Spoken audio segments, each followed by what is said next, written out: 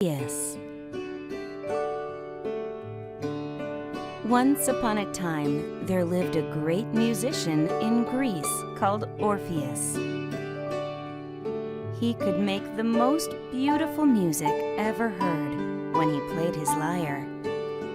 Even the birds would come by his window to listen to him play.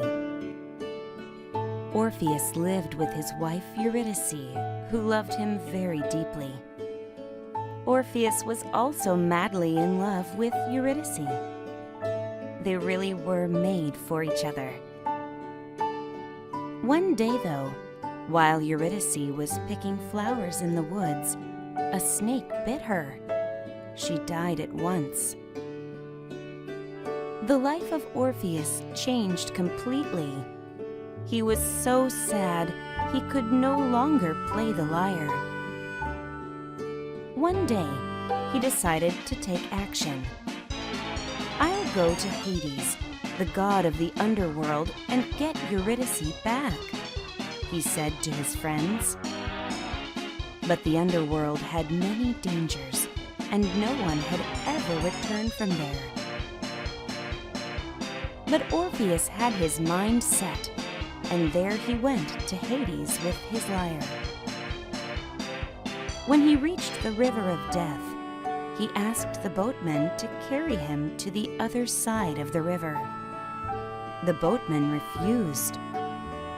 "Only the dead can pass," he said to Orpheus.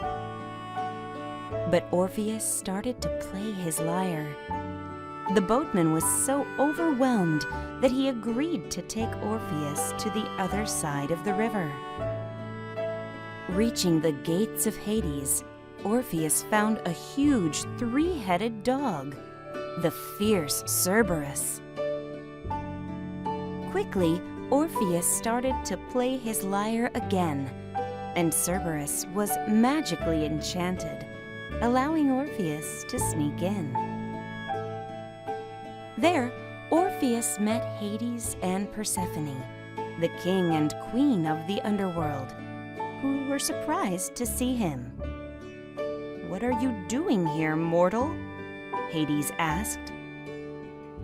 While playing his lyre, Orpheus told Hades how much he loved Eurydice. "You, Hades, once fell madly in love with your wife, too," Orpheus pointed out. "Since everybody dies, you'll get our soul back anyway," he continued. "So why not let Eurydice live for a few more years?"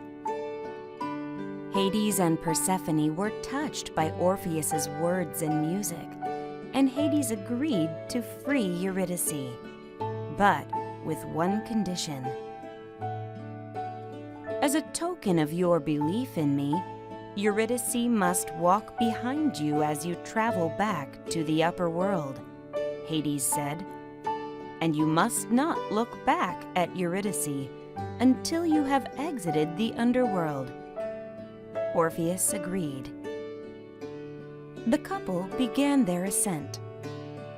Orpheus felt tentative as he didn't know whether he could trust Hades.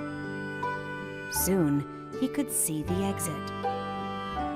Orpheus stepped out of the cave and into the light, but just as he was out, he turned back to confirm if Eurydice was indeed behind him.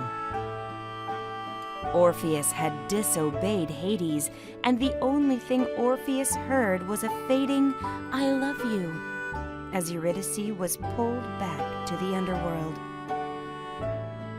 He spent his remaining days among birds and trees, playing the most beautiful music ever heard.